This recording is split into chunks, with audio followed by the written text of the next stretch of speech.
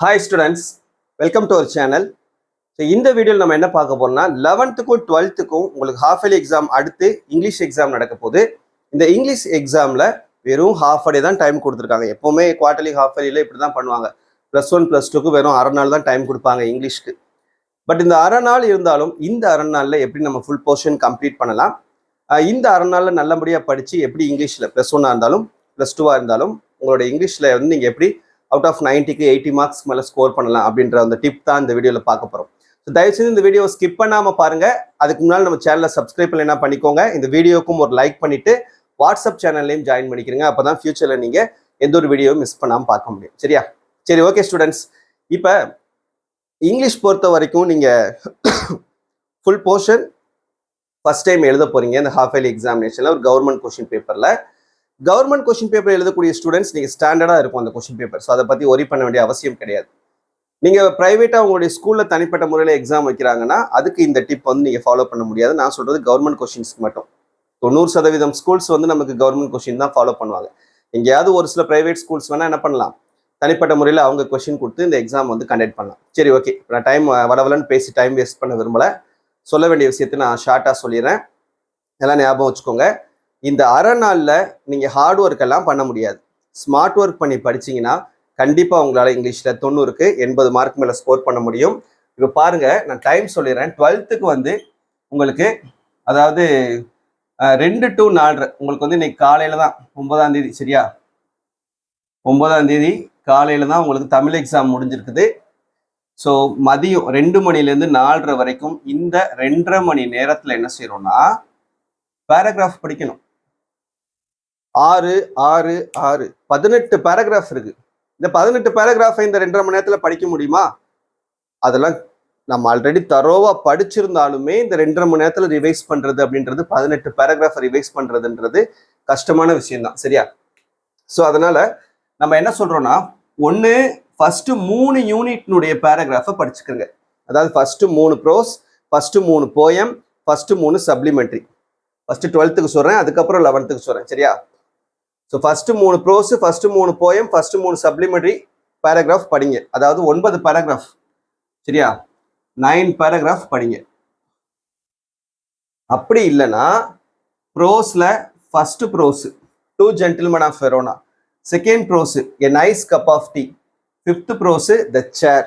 இது 3 முக்கியமான பேராகிராஃப். இந்த 3 பேராகிராஃப் மட்டும் படிங்க. ஆல்ரெடி படிச்சது தான். சரியா? இந்த 3ஐயும் படிச்சு ரிவைஸ் பண்ணிக்கிறீங்க. அதே போல போயம்ல second poem our casuarina tree, third poem all the world's a stage, 5th poem a father to his son. இந்த 3 பேராகிராஃபும் போயம்ல தருவாருங்க. சப்ளிமெண்ட்ரியில ஃபர்ஸ்ட் சப்ளிமெண்ட்ரி அந்த ஆக்சியானோ அந்த பேராகிராஃப் இருக்கும் இல்லையா? ஸோ அதுக்கப்புறம் second supplementary life of pi, அதுக்கப்புறம் 5th supplementary all summer in a day. சரியா? So இந்த 3 பேராகிராஃபும் படிச்சுக்கிறீங்க சப்ளிமெண்ட்ரியில்.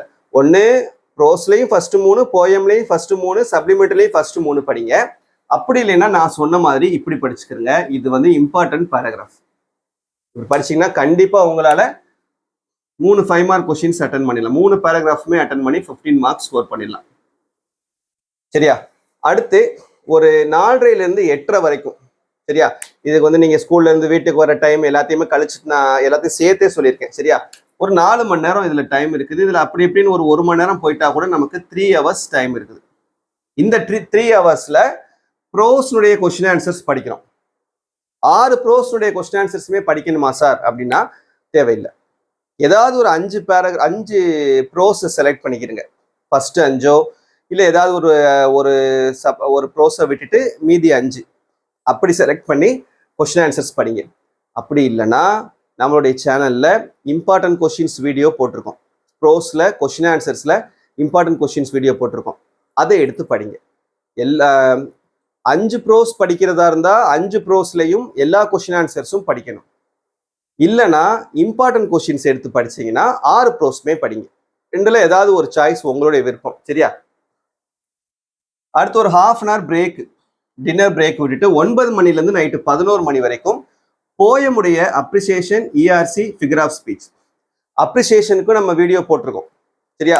அப்ரிசியேஷனுக்கு இம்பார்ட்டன்ட் கொஸ்டின்ஸ் வீடியோ போட்டிருக்கோம்.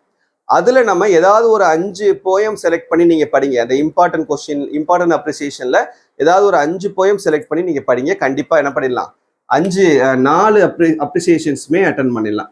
இங்க நமக்கு 2 கொஸ்டின் ஆன்சருமே அட்டன் பண்ணிடலாம். சரியா? அடுத்து இஆர்சி எப்படி எழுதுறதுன்னு நம்மளுடைய சேனல்ல வீடியோ போட்டிருக்கோம். மேல ஐ பட்டன்ல கொடுக்குறேன், பார்த்துக்கிறேங்க.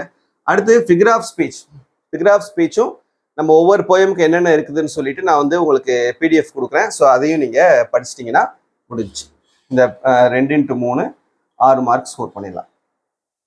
அடுத்து காலையில் மறுநாள், சரியா, இது வந்து உங்களுக்கு 10ஆம் தேதி உங்களுடைய எக்ஸாம் அன்னைக்குன்னு காலையில் 4 to 5 இந்த 1 மணி நேரம் கிராமர் பார்க்கணும். கிராமர்னா உங்களுக்கு voice, speech, simple compound complex, if clause, degrees of comparison. So இந்த டாபிக்ஸ் எல்லாமே இந்த 1 மணி நேரத்தில் ஒர்க் அவுட் பண்ணி பார்த்துக்கிறங்க. முக்கியமாக புக் பேக் கொஸ்டின்ஸ் எல்லாமே ஒர்க் அவுட் பண்ணி பார்த்துக்கிறங்க. எதையுமே ஒமிட் பண்ணாமல் பார்த்துக்கோங்க. சரியா? அது பார்த்துட்டிங்கன்னா கிராமரில் ஃபுல் மார்க்ஸ் ஸ்கோர் பண்ணிடலாம். 3x2 6 மார்க்ஸ் எடுத்துக்கலாம். ஒரு 10 மினிட்ஸ் பிரேக் விட்டுட்டு 5, 10 to 7 இந்த 2 மணி நேரத்தில் 1 மார்க் கொஸ்டின்ஸ் ஃபுல்லாக தரவு பண்ணுறோம். சரியா? சினானிம்ஸ், ஆன்டனிம்ஸ், அப்புறம் இந்த vocabulary concept, compound word, affixes, British English, American English, abbreviation, இது மாதிரி டாபிக்ஸ் எல்லாம் இருக்குது இல்லையா? அது நம்மளுடைய சேனலில் நம்ம ஆல்ரெடி என்ன பண்ணியிருந்தோம், எப்படி 1 மார்க்கில் ஃபுல் மார்க் ஸ்கோர் பண்ணுறதுன்னு சொல்லிட்டு ஒரு வீடியோ ஒன்று போட்டிருந்தோம். ஸோ அதை கூட நீங்கள் போய் பாருங்கள். நம்மக்கிட்ட ஒரு 1 மார்க் மெட்டீரியல் அவைலபிளாகவும் இருக்குது. ஸோ அது சப்போஸ் உங்களுக்கு வேணும்னா என்னுடைய வாட்ஸ்அப் நம்பர் வீடியோட டிஸ்கிரிப்ஷனில் கொடுத்துருக்கேன். அதுக்கு நீங்கள் மெசேஜ் பண்ணுங்கள். அதில் இருக்கக்கூடிய 1 மார்க் நீங்கள் ப்ரிப்பேர் பண்ணீங்கன்னா கண்டிப்பாக பப்ளிக் எக்ஸாமில் கூட நீங்கள் 20 out of 20 வாங்கலாம்.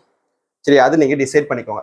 இது 12th ஸ்டாண்டர்டுக்கான ஸ்டடி பிளானர். கண்டிப்பாக நீங்கள் இப்படி ப்ரிப்பேர் பண்ணீங்கன்னா 80 மார்க்ஸ்க்கு மேலே ஸ்கோர் பண்ண முடியும் அவுட் ஆஃப் 90க்கு.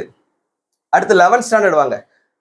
11th ஸ்டாண்டர்ட் உங்களுக்கு இன்னைக்கு 9, 12 மதியம் தான் எக்ஸாம் முடியும். 4 மணிக்கு தான் எக்ஸாம் முடியுது.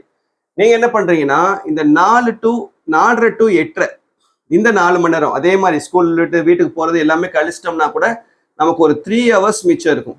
இந்த 3 ஹவர்ஸ்ல ப்ரோஸ்னுடைய கொஸ்டின் ஆன்சர்ஸ் படிக்கணும். உங்களுக்கும் அதே தான். எனி 5 ப்ரோஸ் சூஸ் பண்ணி கொஸ்டின் ஆன்சர்ஸ், எல்லா கொஸ்டின் ஆன்சர்ஸும் படிங்க. இல்லைன்னா நம்ம சேனல்ல இம்பார்ட்டன்ட் கொஸ்டின்ஸ் கொடுத்துருக்கோம் 11th இங்கிலீஷ்க்கு. அதுல 6 ப்ரோஸ்மே இருக்கக்கூடிய இம்பார்ட்டன்ட் கொஸ்டின்ஸை படிங்க. இல்லைன்னா ஏதாவது 5 ப்ரோஸ் செலக்ட் பண்ணி எல்லா கொஸ்டின்ஸும் படிங்க. 2ல ஏதாவது ஒன்று செஞ்சுக்கோங்க. அடுத்து ஒரு 1/2 hour பிரேக் விட்டுட்டு 9 to 11 நைட்டு இந்த டைம்ல என்ன பண்றோம்னா போயமுடைய அப்ரிசியேஷன், இம்பார்ட்டன்ட் கொஸ்டின்ஸ் போட்டிருக்கோம். இஆர்சி எப்படி எழுதணும்னு வீடியோ போட்டிருக்கோம். ஃபிகர் ஆஃப் ஸ்பீச் நம்ம எல்லா போயமுக்குமே வீடியோ கொடுத்துருக்கோம். இதை நீங்க தரவு பண்ணுங்க. இந்த 2 மணி நேரத்துல படிச்சிட்டிங்கன்னா ஸோ இந்த 2x3 6 மார்க்ஸ் வாங்கிடலாம். இந்த 4x2 8 மார்க்ஸ் வாங்கிடலாம். இஆர்சி 2x3 6 மார்க்ஸ் வாங்கிடலாம். சரியா? போயம் அப்ரிசியேஷனுக்கும் நம்ம இம்பார்ட்டன்ட் கொஸ்டின்ஸ் வீடியோ போட்டிருக்கோம். அதுல ஏதாவது ஒரு 5 போயம் செலக்ட் பண்ணி அந்த 5 போயம்ல இருக்கக்கூடிய இம்பார்ட்டன்ட் அப்ரிசியேஷன் கொஸ்டின்ஸ் படிச்சுக்கிறங்க. இதுல நம்ம ஃபுல் மார்க் ஸ்கோர் பண்ணிடலாம். இஆர்சி நீங்க அந்த வீடியோ பார்த்துட்டீங்கன்னா அந்த ஃபார்மேட்ல எழுதுனீங்கன்னா உங்களுக்கு 3 6 மார்க் கிடைச்சிடும். சரியா? ஸோ அப்போ அந்த பார்ட் ஃபுல்லாக நீங்கள் ஃபுல் மார்க் ஸ்கோர் பண்ணிடலாம். மறுநாள் காலையில் 10ஆம் தேதி, சரியா, 10ஆம் தேதி உங்களுக்கு மதியம் தான் எக்ஸாம் 11th ஸ்டாண்டர்டுக்கு.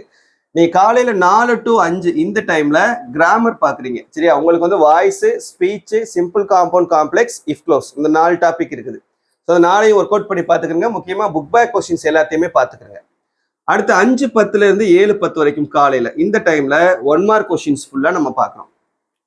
6 ப்ரோஸ்லையும் இருக்கக்கூடிய சினானிம்ஸ், ஆன்டனிம்ஸ், அதுக்கப்புறம் இந்த vocabulary concept, compound word, affixes, abbreviation, British English, American English, definition of terms, அப்புறம் பிளெண்டட் வேர்ட்ஸு, கிளிப்டு வேர்ட்ஸு, இது மாதிரி டாபிக்ஸ்லாம் இருக்கும். அப்புறம் வந்து அதே போல் கிராமர் டாப்பிக்கில் preposition, tenses, modal, semi modal, question tag, articles, syllabification, இந்த மாதிரி டாபிக்ஸ் இது எல்லாத்தையும் ஒர்க் அவுட் பண்ணி பார்த்துக்கிறங்க இந்த 2 மணி நேரத்தில். அப்புறம் 8:30 to 12:30 காலையில் இந்த 4 மணி நேரத்தில் பேராகிராஃப் நம்ம படிக்கணும். சரியா? பேராகிராஃப்ன்றப்போ நீங்கள் ஃபர்ஸ்ட் 3 யூனிட்ஸ்னுடைய பேராகிராஃப் படிச்சுக்கிட்டீங்கனாலும் okay. First 3 prose, first 3 poem, first 3 supplementary, அப்படி படித்தாலும் நீங்கள் 3 பேராகிராஃப்மே அட்டன் பண்ணிடலாம். அப்படி இல்லைன்னா சப்போஸ் அதில் ஏதாவது நீங்கள் கஷ்டமாக ஃபீல் பண்ணீங்கன்னா ப்ரோஸ் பொறுத்த வரைக்கும் ஃபர்ஸ்ட் 2 ப்ரோஸ் படிச்சுக்கிறங்க. மூணாவதா 4th ப்ரோஸ் இல்லைன்னா 6th ப்ரோஸ் படிங்க. சரியா? அதே போல போயம்ல ஃபர்ஸ்ட் 3 தான் நீங்க படிச்சாகணும். ஃபர்ஸ்ட் 3 போயம் தரவா இருந்தீங்கன்னா எழுதிடலாம். சப்ளிமெண்ட்ரியில second supplementary, third supplementary, fourth supplementary, இந்த 3 சப்ளிமெண்ட்ரி தரவா இருந்தீங்கன்னா படிச்சிடலாம். ஆனா கண்டிப்பா குறைஞ்சபட்சம் 3 பேராகிராஃப் படிச்சு தான் ஆகணும். ஏதாவது ஒரு 3 பேராகிராஃப் நீங்க நம்ம சொன்ன மாதிரி படிச்சு தான் ஆகணும். அப்படி படிச்சீங்கன்னா கண்டிப்பா 3 × 5 15 மார்க்ஸ் ஸ்கோர் பண்ணிடலாம். சரியா?